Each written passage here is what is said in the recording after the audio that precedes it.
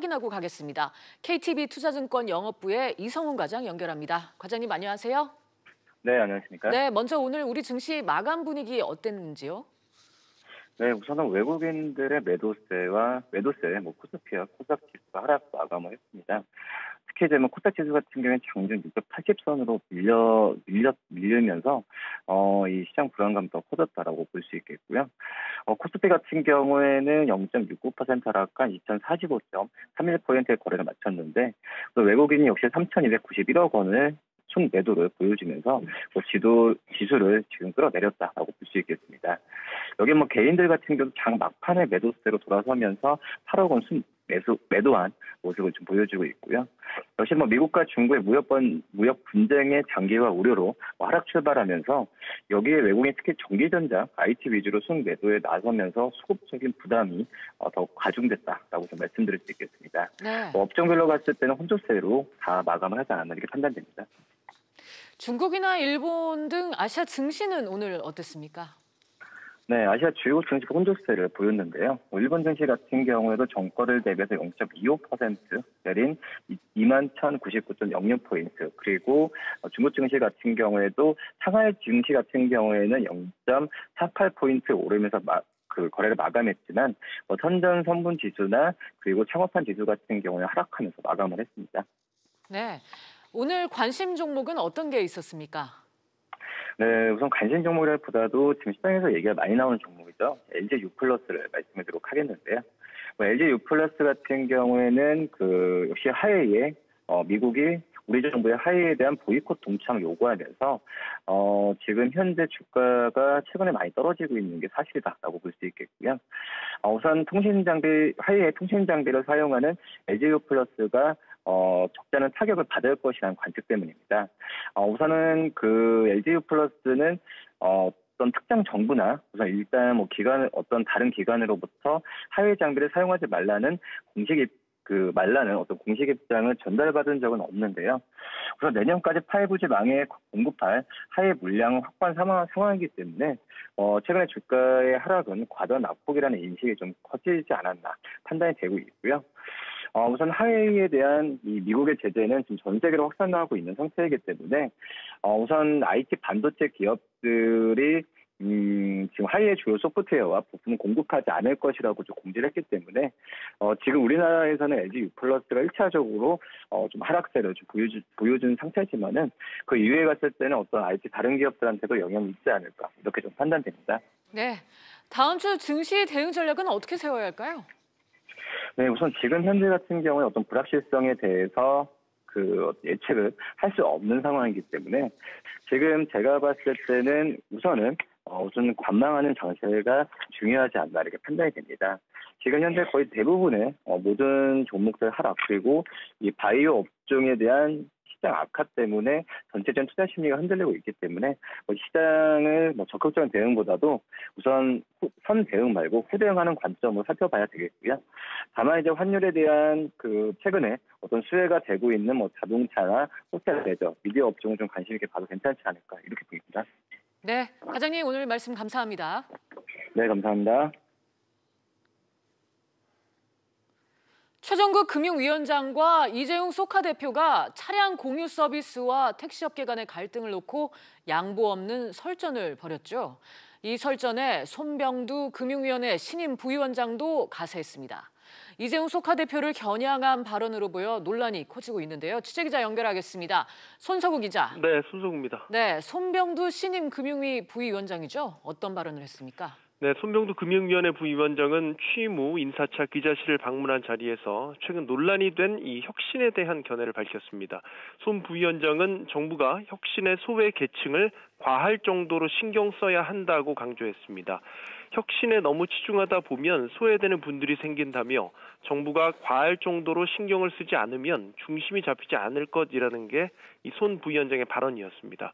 최종구 위원장의 혁신에 관한 발언에 대해서는 이 소외계층이 있다는 것에 대한 경종을 울리고 관심을 가져야 한다라는 차원에서 의견을 내놨다고 생각한다고 말하기도 했습니다. 네, 발언 그대로 해석해 보면 마치 최 위원장을 지원 사격한 것 같군요. 그렇게 해석이 되고 있습니다. 최종구 위원장은 차량 공유 서비스와 택시업계의 갈등과 관련해서 이재용 소카 대표를 겨냥해 이 사회적 합의가 필요한데 정책 책임자를 향해 혁신 의지 부족이라는 비난을 멈추지 않는다며 무례하고 이기적이라고 날선 발언을 쏟아냈습니다. 이에 이재용 대표도 최 위원장의 발언을 조목조목 반박하는 등 물러서지 않고 맞대응했고, 여기에 한글과 컴퓨터 창업주인 이찬진 대표 등 IT 업계 인사들도 가세하면서 정부와 IT 업계 간 갈등으로 비춰졌습니다. 이런 가운데 손 부위원장이 취임 첫날 최 위원장에 동조하는 견해를 밝히면서 민과 관의 갈등이 더욱 표면화되고 확산되는 양상으로 번지고 있습니다. SBS CNBC 손석우입니다. 정부가 강릉 수소 탱크 폭발 사고로 수소 경제 활성화에 대한 우려가 나오자 진화에 나섰습니다. 취재기자 연결합니다. 윤재 기자. 네, 윤지혜입니다. 네, 성윤모 산업통상자원부 장관이 강릉 사고 현장을 찾았죠? 네, 오늘 오전 성윤모 장관이 강원도 강릉벤처공장 사고 현장을 찾았습니다. 성 장관은 수소를 생산하고 유통하는 지역에선 글로벌 수준의 안전 기준에 의해 관리되고 있고 또 잘 지켜지고 있다고 말했습니다. 이번 사고가 수소 충전소와 수소 경제에 대한 불안으로 확산될 걸 우려한 발언인데요. 박기영 산업부 대변인은 이번 사고는 연구 실험 시설에서 발생한 것으로 우리 주변에서 볼 수 있는 수소차나 수소 충전소와는 전혀 다른 경우라고 강조했습니다. 현대자동차도 수소차의 수소 저장 용기는 철보다 강도가 10배 높은 탄소 섬유로 제작됐다며 폭발되는 구조가 아니라고 밝혔습니다. 일단 산업부는 수소 경제 추진에 영향이 미치지 않도록 사고 수습에 총력을 다하기로 했습니다. 네, 이번 사고로 사상자까지 발생을 했는데 원인은 나왔습니까? 아직 정확한 원인은 나오지 않았습니다. 어제 오후 6시 20분쯤 수소 탱크가 폭발하면서 2명이 숨졌고 6명이 부상을 입었는데요. 경찰은 오늘 사고 현장 CCTV를 확보하고 업계 전문가와 국가수 등과 함께 합동 원인 조사에 나설 계획입니다. SBS CNBC 윤지혜입니다. 액상 교체형 전자담배 주율이 오늘부터 판매를 시작했습니다.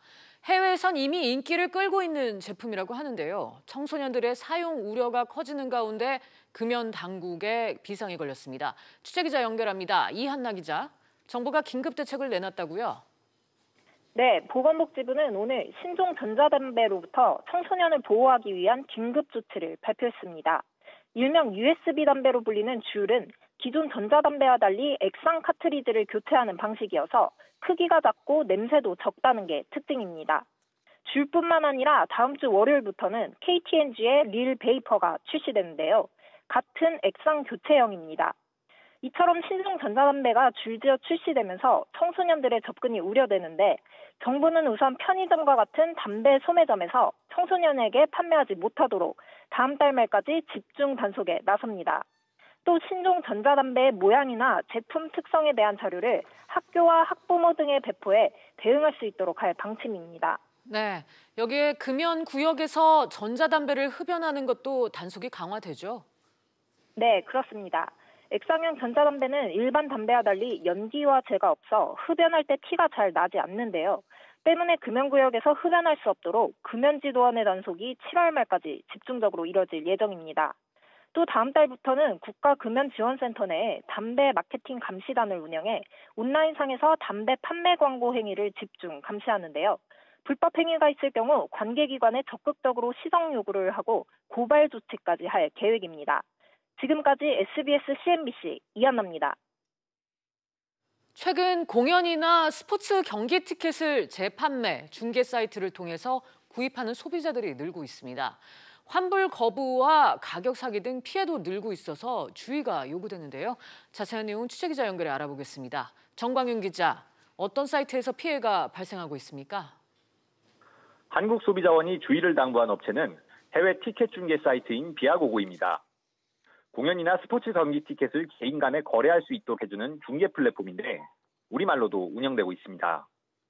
소비자원은 해당 업체와 관련해 접수된 민원이 지난해 15건으로 크게 늘었고 올해도 이미 4건이 접수됐다고 밝혔습니다.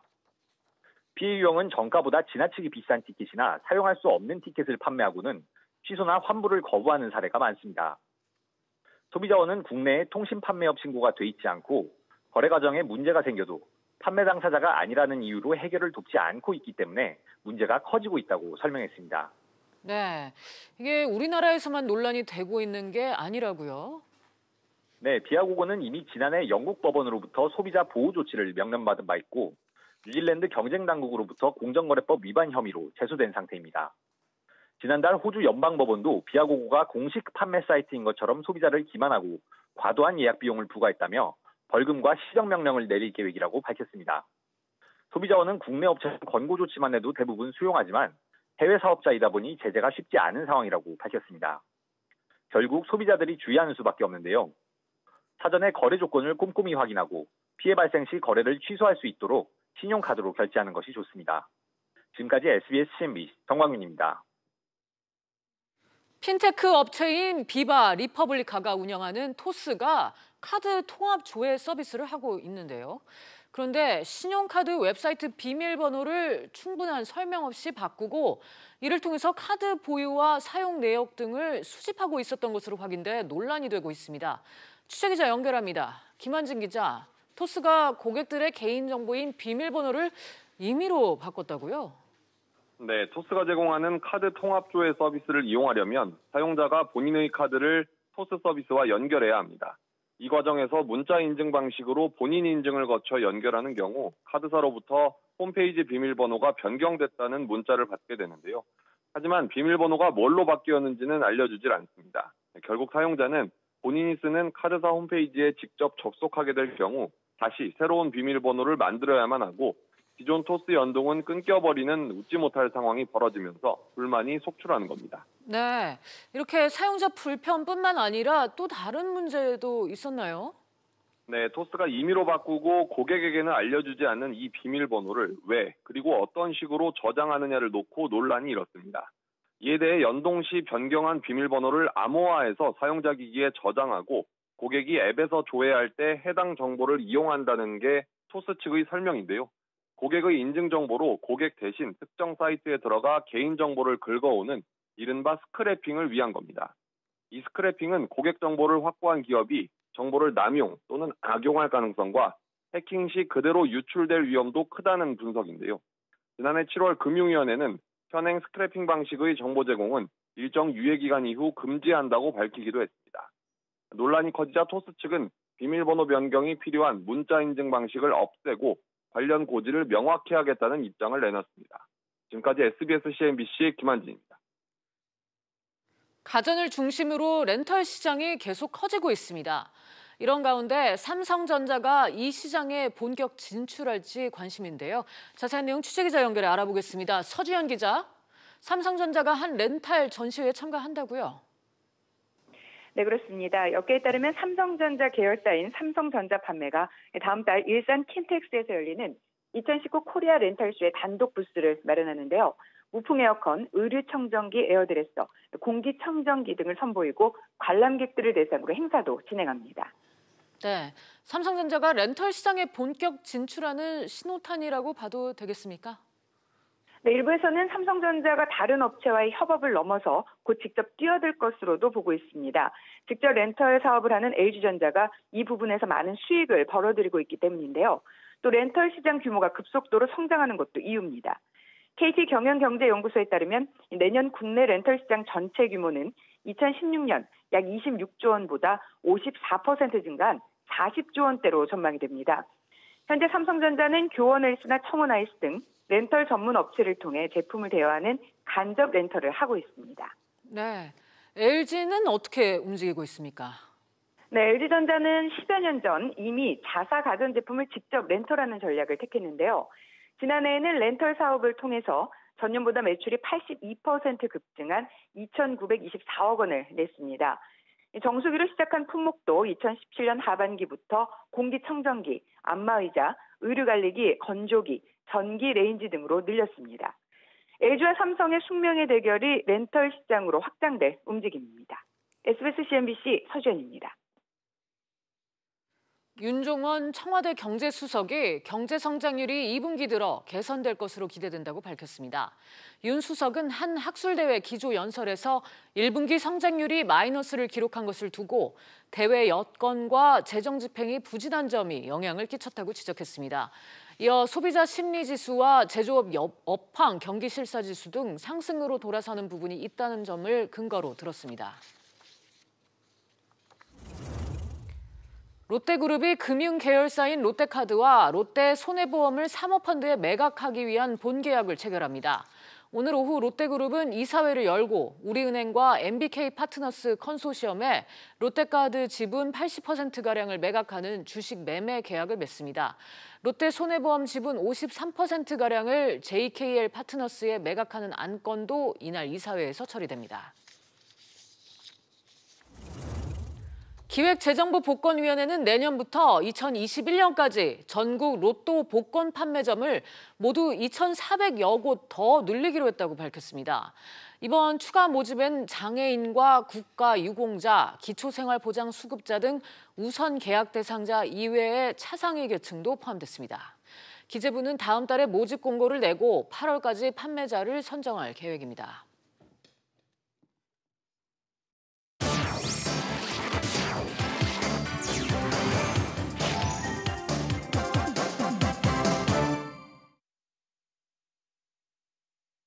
주요 이슈를 체크해보는 시간, 이슈 체크 오늘입니다. 오늘은 조슬기 기자와 먼저 얘기 나눠보도록 하겠습니다. 조 기자 어서 오세요.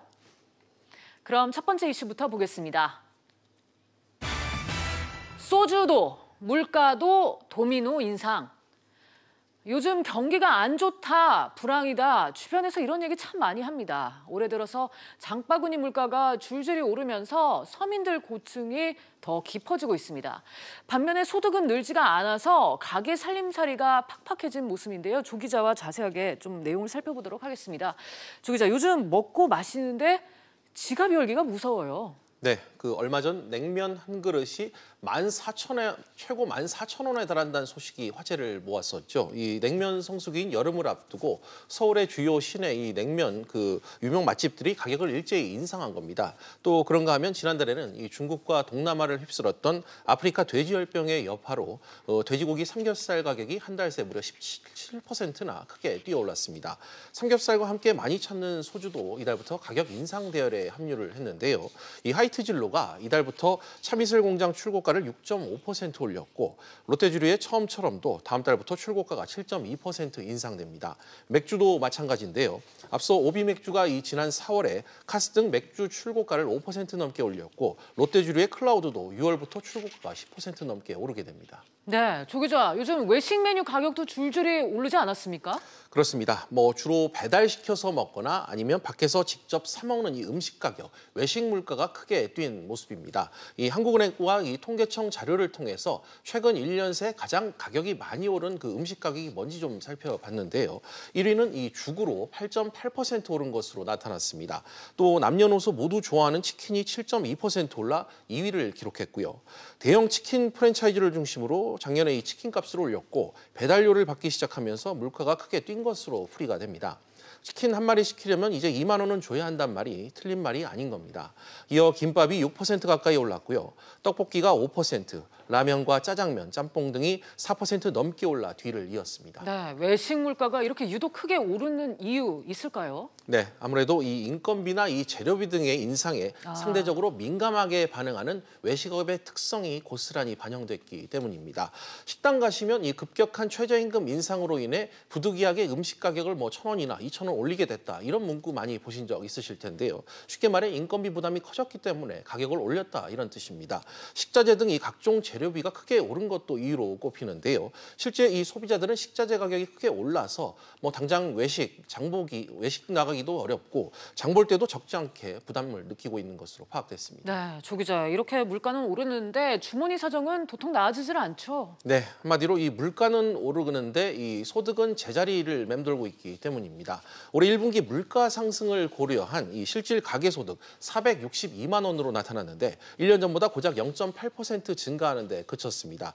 이 실질 소득 증가율이 0%대를 기록한 것은 지난 2017년 이 3분기 이후 처음인데 전체 소득에서 가장 큰 비중을 차지하는 근로소득이 줄었기 때문입니다. 그러니까 이 정부가 최저임금 인상 등을 통해서 지난 몇 년 동안 이 가계소득을 늘리는 데 애를 써왔지만 실제 이 고용부진에 따른 근로소득이 감소하면서 이 실질적인 소득이 늘어나지 않은 것으로 이 통계를 통해 파악됐습니다. 네, 그리고 또 실제 먹고 마시는 데 쓰는 돈도 줄었다고요? 그렇습니다. 이 가계가 세금 등을 빼고 실제 사용할 수 있는 돈, 그러니까 처분 가능한 소득이 이번에 10년 만에 줄어든 것으로 나타났습니다. 올해 1분기 가구당 월평균 처분 가능 소득이 374만 8천 원으로 1년 전보다 0.5% 줄었습니다. 이는 금융위기를 겪던 지난 2009년 이후 처음입니다. 특히 이 소득 하위 20%인 1분위 계층의 소득은 125만 4,700원으로 5분기 연속 감소했습니다. 저소득층 근로소득도 역시 14.5% 줄었는데요. 감소폭이 더 커진 모습이고요. 가구 내 취업 인원도 0.67명에서 같은 기간 0.65명으로 줄었습니다. 그러니까 살림살이가 더 어려운 분일수록 이 주머니 사정이 팍팍해졌다고 느꼈다고 볼 수 있습니다. 네, 안 그래도 답답한 현실, 친구들과 소주 한잔 하자 말하기는 좀 더 힘들어진 것 같습니다. 조 기자 얘기 잘 들었습니다. 그럼 곧바로 다음 이슈로 넘어가 보겠습니다. 토스 대 키움, 마지막 결판.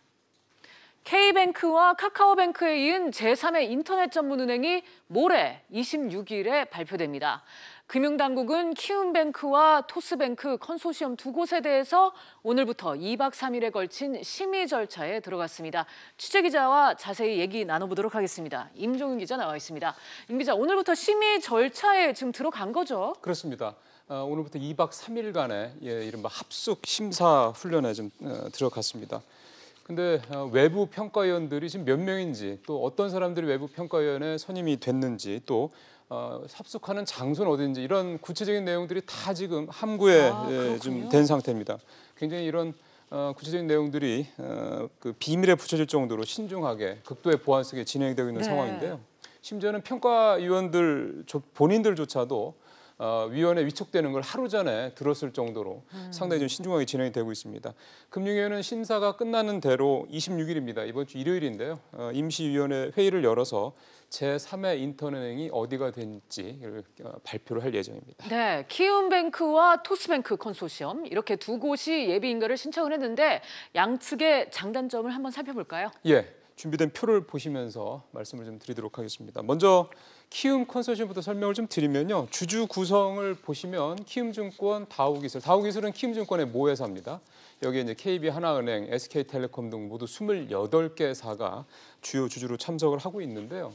장점은 금융사 경영 능력이 있다라는 점. 아무래도 KB 하나은행이 이제 주주로 들어있기 때문이겠죠. 그다음에 자본금 조달 능력이 충분하다. 뭐 이런 점들이 주요 장점으로 거론이 되고 있는데, 반면에 단점은 좀 혁신성 미흡이라는 측면에서 좀 적혀 있는 거 보실 텐데, 이게 무슨 얘기냐면은 기존에 있는 증권사에 인터넷은행만 추가한 게 아니냐, 숟가락 하나 더 얹은 게 아니냐, 이런 식의 약간 지적도 있습니다. 그런 점들 때문에 혁신성 측면에서는 마이너스다라는 지적이 나오고 있고요. 이번에 이제 상대 측인 이제 토스 컨소시엄을 볼까요?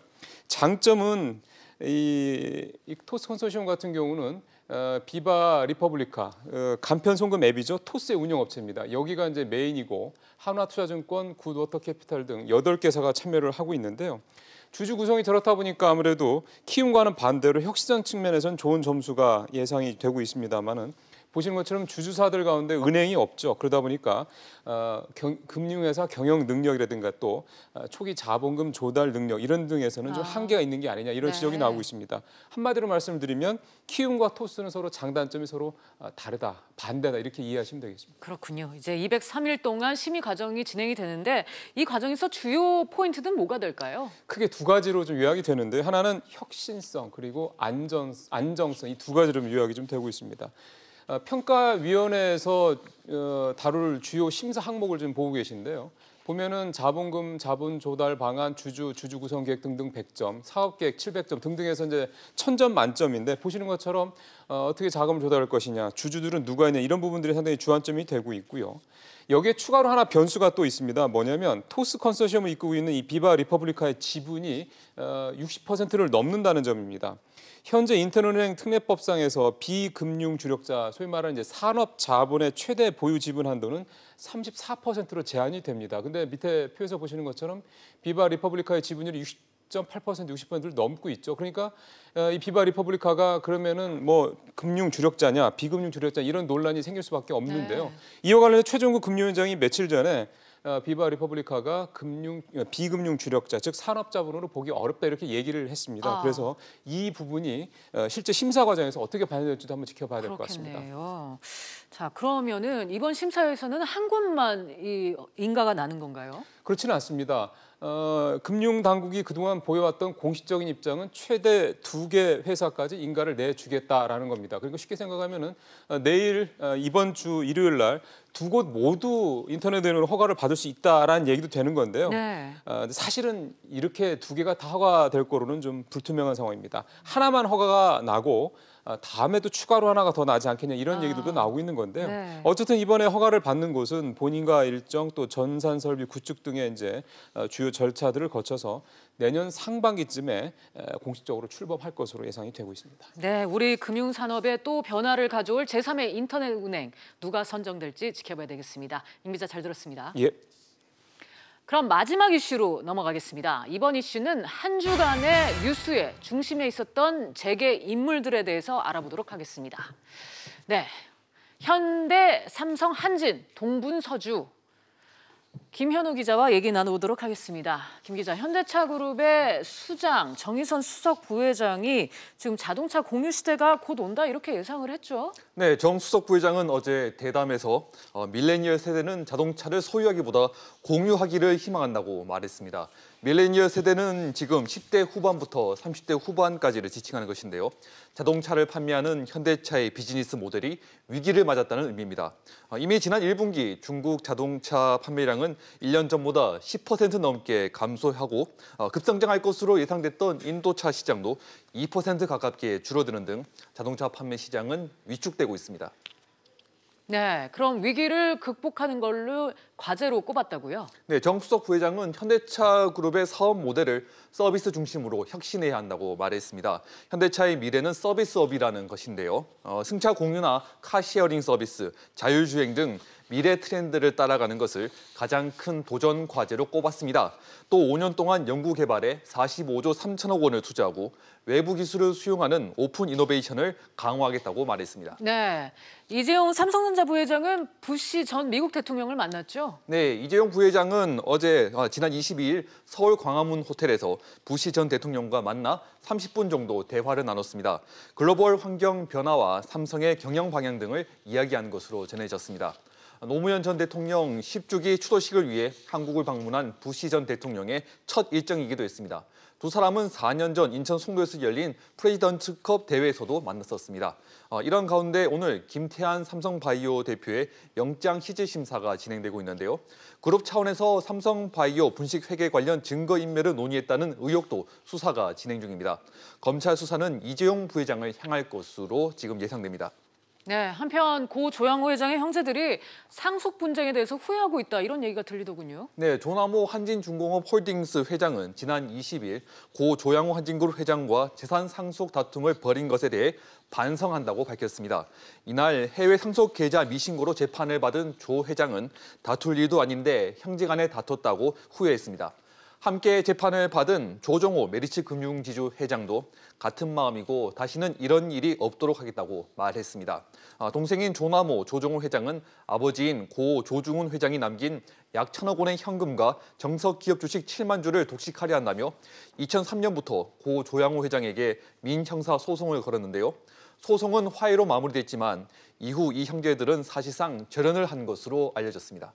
네, 이렇게 두 사람은 같은 일이 반복되지를 않길 바랬지만 막상 이제 조양호 회장 자녀 사이에서 새로운 분쟁이 시작될 가능성이 있다는 거 아이러니하네요. 네, 한진그룹 내부에서 경영권 분쟁 조짐들이 나타나고 있습니다. 공정위가 아들인 조원태 회장을 그룹 총수로 직권 지정하자 그룹 내부에서 불법이라는 반발이 나왔는데요. 조원태 회장과 조현아, 조현민 씨 간에 불화라는 추측이 나오고 있습니다.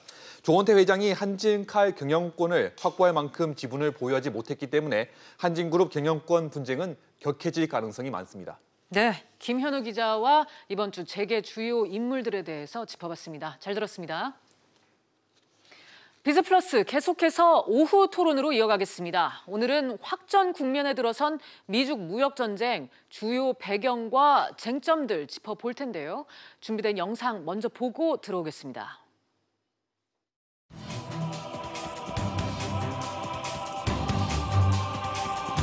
No country has veto on America's economic and national security. 中方支持中国企业拿起法律的武器，捍卫自己的正当权利。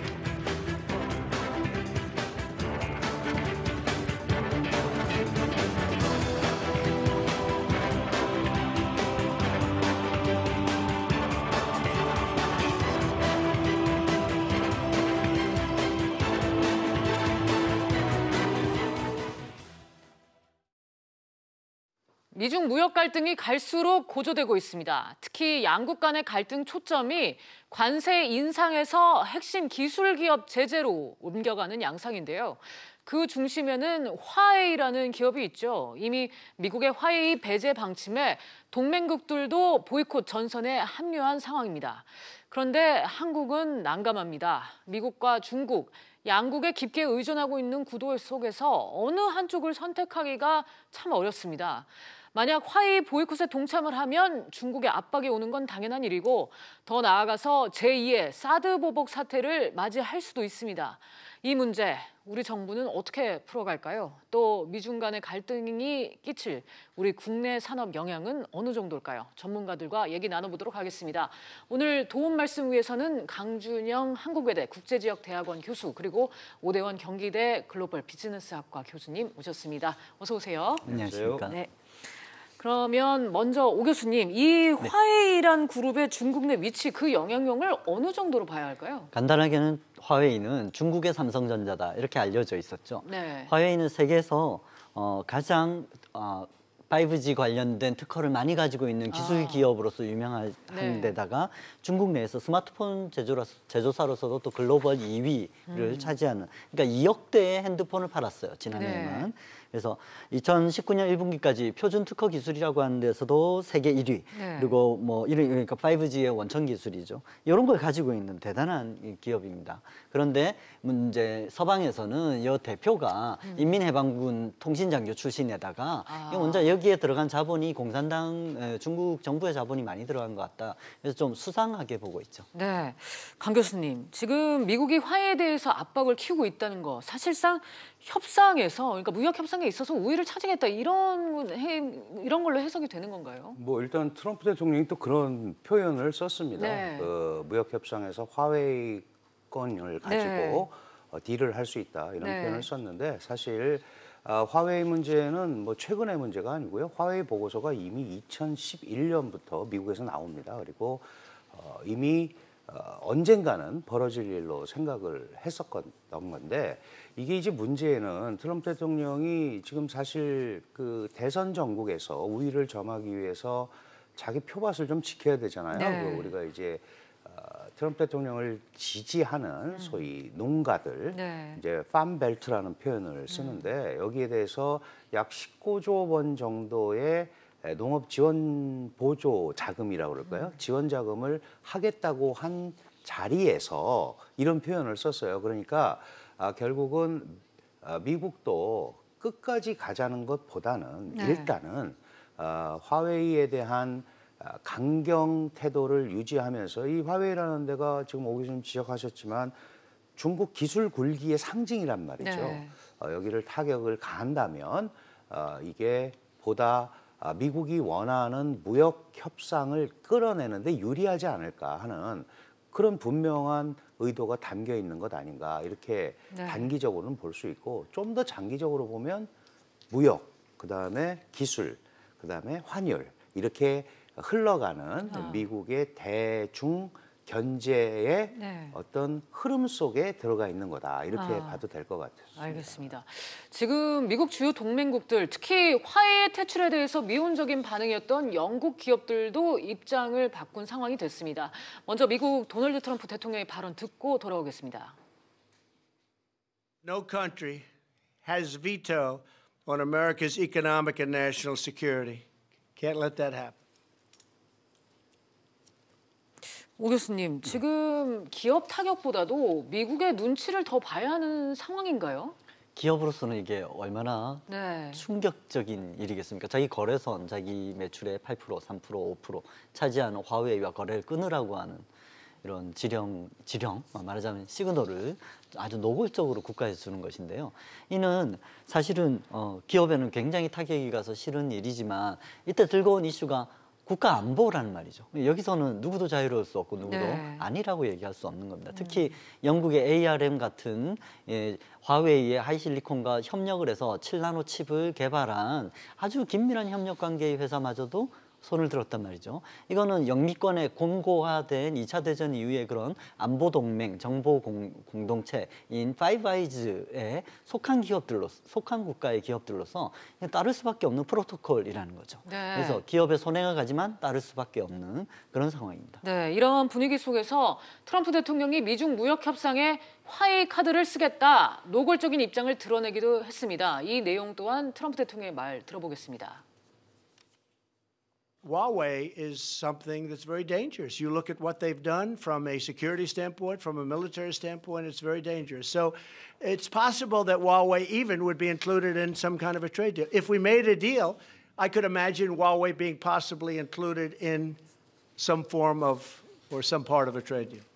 네, 강 교수님, 이 트럼프 대통령의 전략이 협상에 어떤 변수가 될지 궁금해요. 기본적으로 말씀드렸다시피 그 5G 산업이 이제 앞으로 그 4차 산업혁명의 이제 신경망이라고 우리가 얘기하잖아요. 거기에 최대 이제 선도 기업이 화웨이인데 이 화웨이에 타격을 줌으로써 중국의 부상, 기술 부상을 근본적으로 좀 제어하려는 거란 말이죠.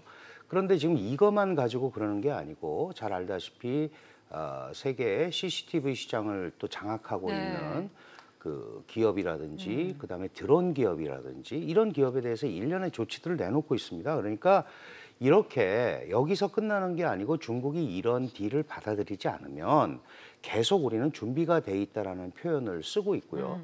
지금 안보 얘기도 나왔지만 직접적으로 5월 22일 날 발표한 거에는 미국이 2000년에 만들어 놓은 이란, 시리아, 북한에 대한 그 소위 지원 또는 그 세력 확장을 반대하는 이 법까지 들고 나왔습니다. 그러니까 결국은 이런 것들을 다 쓴다는 이유는 이번 기회에 확실하게 구체적인, 그러니까 미국이 중국한테 원하는 소위 구조적 개혁이라든가 지적재산권 이런 거에 대한 법제화 이런 부분에 대한 분명한 메시지를 받아내겠다. 그런 이제 전략이기는 한데 이게 사실 중국이 그냥 받아들여주기가 굉장히 어렵잖아요. 네. 그래서 일련의 힘겨루기, 일단의 갈등기가 좀 더 증폭이 돼야 된다. 그래야 되지 않을까 그런 생각이 듭니다. 네, 중요한 건 한국입니다. 한국 역시 미국의 화웨이 배제에 대해서 압박을 받은 것으로 전해졌거든요. 잠시 김인철 외교부 대변인의 말 들어보겠습니다. 미 측이 5G 장비 보안 확보의 중요성을 강조하고 있고 강조한 바가 있다는 걸 잘 알고 있습니다.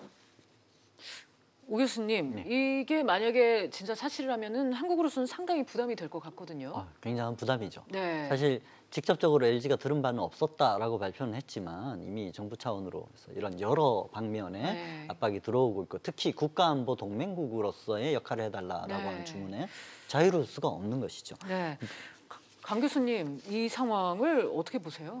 이게 사실 굉장히 심각하죠. 네. 특히 LG는 그룹 전체 차원에서 롯데하고 좀 상황이 다릅니다. 롯데는 이제 유통이라든지 이런 쪽에 초점이 많이 맞춰져 있는 기업인데 반해서 잘 아시다시피 LG는 우리가 몇 가지 강점, 세계적으로 강점을 가지고 있는 것 중에 하나인 이 디스플레이, 그 소위 올레드라고 하는 이런 것도 갖고 있거든요. 중국 사업을 크게 해야 되는데 그런데도 다 이 반도체 칩이 필요합니다. 이런 거가 잘못하면은 볼모가 될 수 있는 거죠. 그래서 뭐 그런저런 이유로 LG가 어쨌든 기업의 시장 원리에 따라서 가장 경쟁력이 있다고 생각하는 이제 화웨이를 어떤 이유로 했던 간에 이제 받아들인 거란 말이에요. 그러면 지금 이제 문제는 지금까지 쓰던 거를 그러면 미국이 저는 요구를 한다고 그래서 동맹의 요구라고 그래서 그럴 수는 없다는 거죠. 예를 들어서 안정적으로 LG U+가 하고 있는 화웨이 이건 민간 기업의 입장에서 가는 거고 향후에는 우리가 이러저러한 상황들을 잘 얘기하겠다 뭐 이 정도에서는 할 수가 있는데 네. 문제는 뭐냐면 이 화웨이한테 부품이나 뭐 이런 걸 공급하는 데가 끊지 않으면 미국과의 거래가 어려워지는 네. 왜냐하면 수많은 원천 기술이 미국에서부터 왔단 말이에요. 그러니까 그런 것까지 이게 연장이 돼서 움직일 수가 있기 때문에 굉장히 고민스러운 대목입니다. 네. 그러나 이제 정부로서는 적절한 대응이 될지는 모르겠지만 자유시장 경제 국가의 민간 기업이 자신의 판단에 의해서 한 것밖에 없다. 뭐 이 정도밖에 표면적으로는 할 수 없지 네. 않을까 그런 생각이 듭니다. 오 교수님, 이 LG U+로서는 사태가 장기화되면은 타격이 클 것 같은데 화웨이 말고는 대안이 없는 건가요? 그렇지는 않습니다만 네. 지금까지 4G 시대부터 계속 화웨이 장비를 네. 연동하게 다 납품을 받아가지고 장착을 해놓은 상태에서 이 시스템에 무리 없이 잘 진행이 되는 거 그냥 민간 기업의 수지타산과 기술적인 이점을 보면 당연히 선택해야 되는 걸 선택 못하는 수도 있겠다라는 위기감인 거죠. 사실 예 민간으로서는 우리가 화웨이에서 사오는 건 2, 3천억 정도지만 네. 화웨이로 파는 것은 여러 부문에서 12조 원 가까이를 팔고 있어요. 네. 이런데 굉장히 큰 타격을 받겠죠, 장기적으로. 네. 이런 상황에서 득볼 기업은 없나요? 정말 단기적으로 네. 화웨이의 핸드폰 P30이 안 팔리면 이게 삼성전자의 갤럭시 폰이 더 잘 팔리지 않을까라고 하지만 우리나라의 이런 삼성이나 이런 기업의 반도체 매출에서 네. 3위를 차지하는 게 화웨이란 말이죠. 이게 물고 물리는 그 화웨이 폰을 뜯어봐야 안에 네. 있는 부품 중에 대부분이 다 우리나라를 비롯한 해외 기업이란 데서 우리가 이걸 이익 본다 이렇게 쉽게 말하기는 참 어려울 것 같습니다. 네. 그런데 강 교수님 그렇다고 우리가 미국의 요구를 거절할 수도 없는 그런 상황일 것 같은데요. 그렇죠. 예, 사실 안보 동맹이라는 그런 개념도 있고 또 우리가 늘 가장 걱정을 하고 있는 사실 모든 국가의 지도자가 다 그렇습니다만은 경제 발전과 국가의 안전 문제에 있어서 미국이 차지하고 있는 부분이 분명히 있단 그렇죠. 말이죠. 그러니까 네. 그걸 무턱대고 또 아니라고 그럴 수는 없는데 네. 그래서 이제 제가 나름대로 이렇게 우리가 고민을 해본다면 기존에 하는 것은 최소화하면서 가고 뭐 새로 하는 것들은 기업이 알아서 판단하도록 놔두겠다. 그리고 기업은 근본적으로 글로벌화돼 있는 이 전 세계가 경제 의존도가 이렇게 그 글로벌 공급 체인이 얽혀 있는 상황에서 혼자서 이렇게 툭 튀어나와가지고는 살 수가 없는 상황이란 말이죠. 그러니까 그건 기업이 충분히 판단을 할 수 있을 거라고 생각이 들고요. 네. 다만 이제 한 가지 걱정이 되는 것은 직접적으로 이전 사드와 같이 표적이 돼서 그러니까요. 보복을 네. 받기는 좀 쉽지 않습니다. 네. 그럼 저 일본도 있고 영국도 네. 있고 뭐 대만도 있고 여러 군데가 있기 때문에 표적이 되는 건 어렵지만 우리가 사드 보복이 아직 끝나지도 않았고 실제로 중국은 안 했다고 그러고 그리고 사실 진행이 되고 있는 면도 있고 그리고 무엇보다도 상처들을 많이 받아가지고 우리가 영향을 아무래도 제일 먼저 받게 돼 있지 않습니까? 그러니까 네. 나서서 뭐 이럴 필요는 없다. 네. 다만 한국이 갖고 있는 현 상황을 충분히 설명을 하고 뭐 예외가 될 수는 없지만 설명을 하고 이 부분을 넘어가야 되는데 지금 오 교수님 굉장히 중요한 말씀을 하셨어요. 완성품은 경쟁자지만 부품은 협력자들입니다. 전부 미국, 중국, 한국 다 마찬가지죠. 네. 그러니까 이런 얘기들을 하면서 좀 유화시키는 이런 작업들이 필요하지 않을까 이렇게 생각합니다. 오 교수님, 이런 정말 어려운 상황에 놓여 있는데 정부가 어떤 선택을 할 수 있을까요? 해야 할까요? 정부로서는 정말로 지금 강 교수님 지적해 주신 것처럼 이럴 때일수록 정말 묘한 운영의 묘를 살려서 우리로서는 어쩔 수 없이 국가 안보에 해당되는 것들은 미국의 얘기를 들어줄 수밖에 없지만 가능한 모든 분야에서 협력하는 이런 그 협력자의 관계를 계속한다라고 하는 시그널을 물 위와 물 아래에서 좀 다르게 많이 줘야 될 것 같습니다. 정말 어려운 상황인 것 같습니다. 한편 이제 미국 정부가 자국 통화 가치를 절하하는 국가에 상계 관세 부과를 추진한다 이렇게 밝힌 상황입니다. 강 교수님, 이번 조치 역시 중국을 겨냥한 건가요? 그렇죠. 기본적으로 모든 게 중국에 초점을 맞추고 있는 거고 이게 이제 환율 조정을 통해서 무역의 이익을 보려고 한다. 이게 이제 대표적으로 미국이 중국에 대해서 지적하는 불공정 관행의 하나거든요. 특히 이 중국 제조 2025 같은 경우에도 보면은 국유기업에 소위 보조금을 줘서 가격 경쟁력을 생기게 하고 그다음에 환율을 조정해가지고 무역 이익을 본다. 근데 우리도 한국도 환율 관찰 대상국입니다. 조작국은 아니지만 그러면 이게 잘못되면 이 파급 효과는 정말 전 세계적으로 가는 거거든요. 그렇기 때문에 인위적으로 조절하지 말라는 메시지를 지금 보내고 있는 겁니다.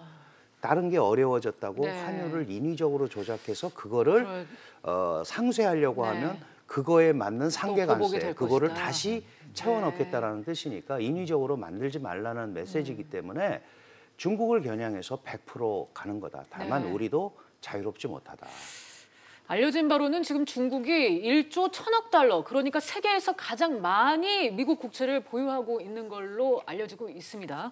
오 교수님, 이 중국이 이 국채 카드를 이용해서 대응할 것이다 이런 예측이 나오는데 맞습니까? 전문가들 중에서나 민간에서 그런 지적들이 있었고 실제로 그 카드를 만지작거린 적도 있었어요. 며칠 전까지도. 그러나 1조 1,000억 달러의 이런 재무성 채권을 가지고 있는 나라가 중국 말고 또 없다는 점에서 이걸 시장에 내놓을수록 중국한테 제일 큰 타격이 됩니다. 왜 가격이 그럴까요? 수요 공급에 따라서 공급이 많이 쏟아지게 되면 국채 가격 자체가 떨어지니까 외환 보유액의 평가 절하가 일어나게 되겠죠. 거군요.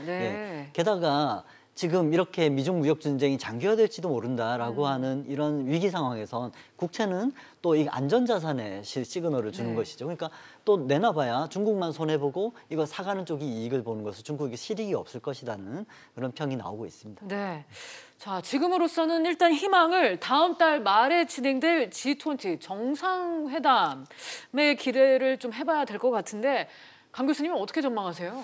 저도 뭐 지난번에 나와서 말씀드렸지만 6월 28일 오사카 G20 정상회담에서 그래도 흐름을 좀 잡지 않겠느냐 그랬는데 이렇게 계속 미국이 강공을 펼치면 미중 간 정상 만남도 자칫 쉽지 않을 수도 있습니다.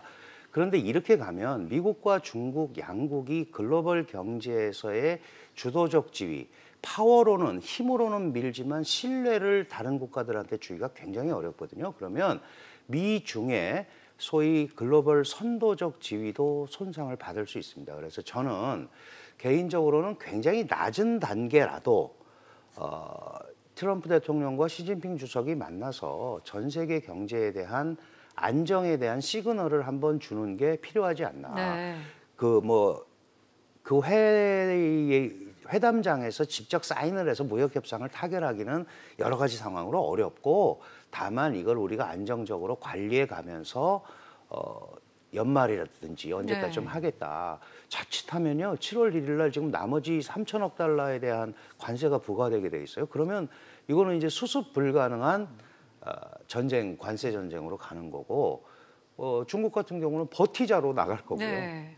사실 이게 중국한테 좀 불리하죠. 장기적으로 가면. 미국은 돈 찍어내는 나라고 중국은 물건 만들어내는 나라니까 돈 찍는 나라가 좀 유리하지 않겠습니까?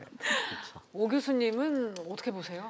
예, 방금 말씀해 주신 돈 찍어내는 나라라는 건 2차 대전 이후에 글로벌 패권을 잡은 나라라는 뜻일 것이고 지금 하는 이 현상은 진짜 글로벌 패권을 잡은 나라가 전 세계의 공공재, 그러니까 안정을 공급하는 그 역할을 해줘야 돼. 큰형 역할을 해야 된다. 미국이 그걸 나섰다고 보기 때문에 유럽이나 일본이나 이런 데서 좀 돕는 것이라 보거든요. 근데 과연 중국이 쟤네는 이제 패권 안정론, 그 전 세계에 자기가 손해를 보면서도 이런 안정성을 공급할 수 있는 신뢰할 만한 나라가 못 돼. 안보도 이게 기술 빼앗기도 이렇게 좀 이상한 점이 있어라고 하는 거 지적을 했는데 이번 G20 같은 데서 어느 정도 좀 극적으로 줄 건 주고 받을 건 받고 이제 그렇게 안 하겠다라고 하는 글로벌 스탠다드의 표준을 약속을 받는 이런 모습을 보여서 큰형 모습을 좀 보일 때 말씀하신 대로 패권국으로서의 미국의 신뢰와 중국에 대한 이 정도면은 적당한 수준의 처벌이었고 이제 좋은 쪽으로 가겠구나 이런 시그널을 줄 필요가 있다고 생각해요. 네, 알겠습니다. 확전 국면으로 가고 있는 미중 무역 분쟁과 관련해서 오대원 교수 그리고 강준영 교수와 자세하게 얘기 나눴습니다. 오늘 말씀 여기까지 듣겠습니다. 감사합니다. 감사합니다.